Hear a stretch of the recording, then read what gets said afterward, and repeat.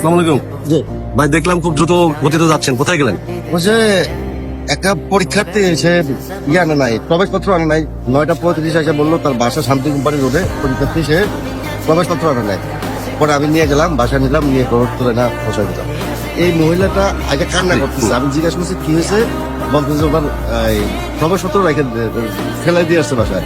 মানে আমি মোবাইলটা আমার কাছ থেকে জোর করে কাইটা নিয়ে গেছে, নিয়ে আসে টিপা শুরু করছে।